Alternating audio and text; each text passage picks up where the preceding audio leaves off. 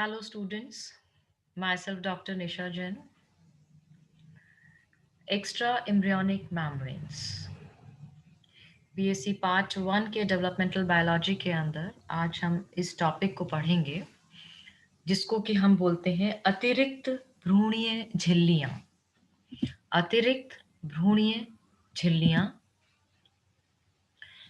Extra embryonic membrane actually वो membrane होती हैं जो हमेशा एम्ब्रियो के डेवलपमेंट में सहायक होती हैं।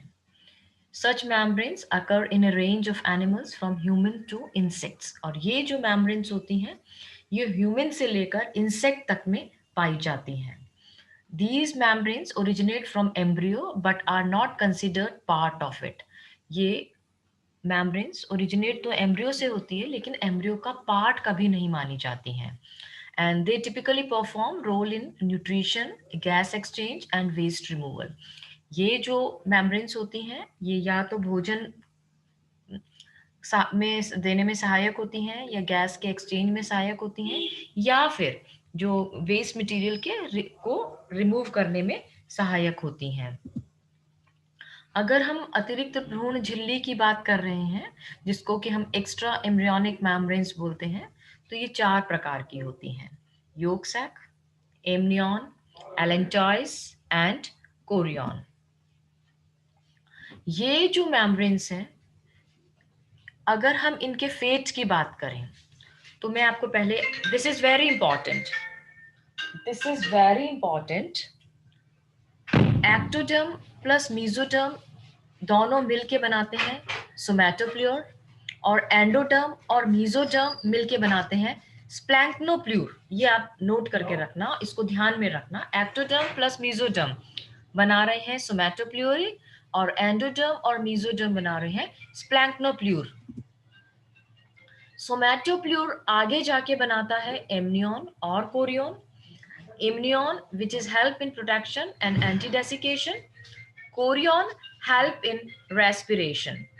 वेयरएज स्प्लैंक्नोप्ल्यूरी बनाता है आगे जाके allantois and yolk sac. Allantois का फंक्शन होता है एक्सक्रीशन और योक सैक का फंक्शन होता है न्यूट्रिशन। ये एक पिक्चर है। इससे पहले कि हम आगे बढ़े एक्स्ट्रा एम्ब्रियोनिक मेम्ब्रेन्स को करने से पहले आप ये देखिए कि this type of membranes are actually extra embryonic membranes. You can see this is yolk sac, this is amnion, this is chorion, and this is allantois.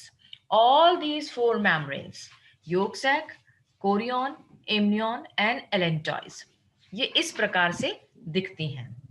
अगर हम बात करें amnion and chorion की तो in the development of embryo, amnion and chorion are closely associated. Amnion is bag-like covering over the embryo and it separates the embryo from the internal environment. Amnion developed from somatopleuric amniotic fluid and these folds are head folds, lateral folds and tail folds. At about 30 hours of incubation, in front of head of embryo, a head fold is developed. It is called as amniotic head fold. And at third day of incubation, amniotic tail fold is developed. It grows opposite to the head fold. Meanwhile, lateral fold will develop. They grow dorsomedially. कहने का मतलब ये है कि जब amnion और Korean का development हो रहा होता है तो उसके अंदर ऊपर की साइड हेड फोल्ड डेवलप होता है और नीचे की साइड टेल फोल्ड डेवलप होता है। और 72 hours incubation they are not fuse, जबकि हेड फोल्ड और टेल फोल्ड ये फ्यूज नहीं होते हैं। दे शो है opening called amniotic umbilicus. After their union, at the point of union, seroamniotic raphe is present, and because of this union, outer chorionic, inner amniotic will form. In chorionic, ectoderm is present outside and mesoderm is present inside. In amnion, ectoderm is inside and mesoderm is outside. अगर हम Korean, और मैंने आपको पहले ही बता दिया है कि इनके फंक्शंस की बात करें तो ये जो कोरियन है ये extra embryonic coelom is filled with fluid. ये जो कोरियन होता है इसके अंदर जो सीलोम होता है उसके अंदर एक लिक्विड होता है और ये एम्ब्रियो को प्रोटेक्शन प्रोवाइड करता है। It gives space for the developing allantois and chorion combines with allantois and acts as a respiratory organ.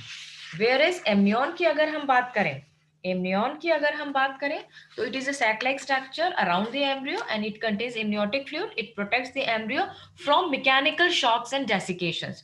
It protects the embryo when egg is laid and it gives artificial aquatic environment for the growth of embryo.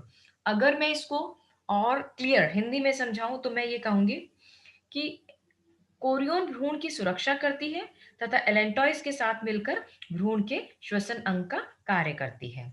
Amnion भ्रूण को कृत्रिम तरणताल जैसा परिवेश उपलब्ध कराती है जिससे भ्रूण के सूखने का खतरा नहीं रहता है। एमनियन तथा एमनियोटिक गुहा में भरा द्रव बाहरी धक्कों से भ्रूण की रक्षा करता है। एमनियन भ्रूण को अंडे के कवच से चिपकने व रगड़ से बचाती है। एमनियन एल्ब्यूमिन के अवशोषण में सहायक होती है।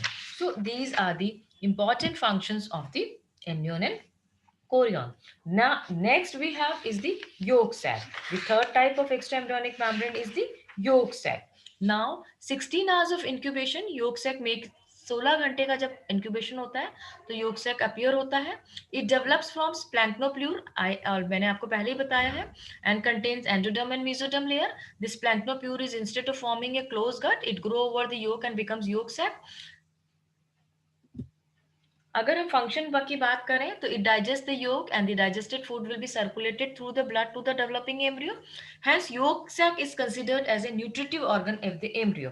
और I can say पित्तक कोश विकासित हो रहे भ्रूण के लिए अंडे में आरक्षित पित्तक का पाचन कर भोजन या पोषक पदार्थ उपलब्ध कराती है। Next and the last extraembryonic membrane अतिरिक्त भ्रूण झिल्ली is allantois. In chick, it develops from the ventral part of the caudal end of the hindgut. It develops at third day of incubation.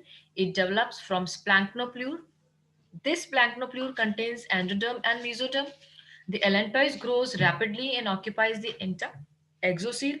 The mesoderm of the chorion and the mesoderm of the allantois will unite. It forms the allantoic membrane.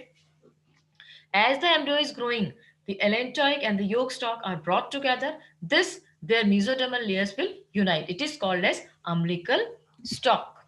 अगर हम बात करें functions of allantois की, तो it is richly vascularized and it works as a respiratory organ. It stores nitrogenous waste material. In later development, the allantoic circulation absorbs calcium from the shell. This calcium is used in the construction of bones in the young ones. Allantois absorb calcium from the shell, hence the shell becomes thin. It helps in rupturing the shell during hatching. अगर मैं इसको हिंदी में और बोलूं तो यह भ्रूणीय उत्सर्जी पदार्थों को एकत्र करने का कार्य करती है। भ्रूणीय उत्सर्जी पदार्थ यूरिक अम्ल के रूप में एकत्र किए जाते हैं। ये भ्रूणीय मूत्राशय की तरह कार्य करती है। रक्तवाहिका युक्त एलेंटो कोरियन भ्रूणीय श्वसन अंग की तरह कार्य करती है। यह एल्ब्यूमिन अवशोषण में भी सहायक होती है। These are the extraembryonic membrane. You can see this is chorion, this is amnion, this is embryo, this is allantois, and this is yolk sac. This is the extraembryonic membranes of the chick, and this is picture of the extraembryonic membrane of the human. Now you can see this in this the number एक तो इसके अंदर umbilical cord extra आपको दिख रही है और दूसरा इसके अंदर जो fetal portion of placenta and middle portion of placenta का फ्यूजन आपको दिख रहा है। ये भी this is also the extra embryonic membranes. You can see this picture in the egg के अंदर दिखाया है। ये एमनियन है, एलेंटॉइस है, योक सैक है एंड कोरियन है। This is the development of the embryonic membrane, जो मैंने आपको बताया है कि किस प्रकार से head fold and tell fold मिलके ये बनाते हैं। ये देखिए this is the head of the embryo. Head fold का डेवलपमेंट हुआ एम्ब्रियन बनाने के लिए, ये नीचे आ गया और ये एलेंटॉइस को allantoic membrane, amnion, amniotic fluid, chorion, yolk sac and this is the yolk granules. This the formation. In this way, the formation or the development of the extraembryonic membrane takes place. ये एक Indiana university का audio visual centre की बनाई हुई film है। इसको आप देखिए, अगर आप रियल में मेम्ब्रेन्स को देखेंगे तो ये देखिए ये फॉक्स इसको उठा रहा है। This is allantois. It's a very beautiful picture. Now you can see this is Korean. Can you see this? This is yolk sac.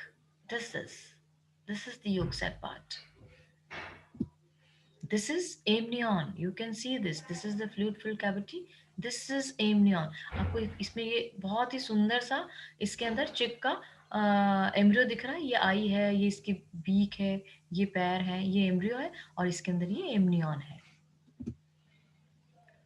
Well, these are the questions, multiple choice questions. You can solve these questions and questions in which you have to give. आपको answer इसमें 20 शब्दों में देना है. निबंधात्मक प्रश्न है ये, इनको आप सॉल्व करिएगा. तो ये मैंने आपको एक्स्ट्रा एम्ब्रियोनिक मैम्ब्रेन्स के बारे में अच्छी तरह से समझाया, किस प्रकार से 4 एक्स्ट्रा एम्ब्रियोनिक मैम्ब्रेन्स होती हैं, जिसको कि हम अतिरिक्त भ्रूणीय झिल्लियां कहते हैं. Thank you. नेक्स्ट हम फिर मिलते हैं नेक्स्ट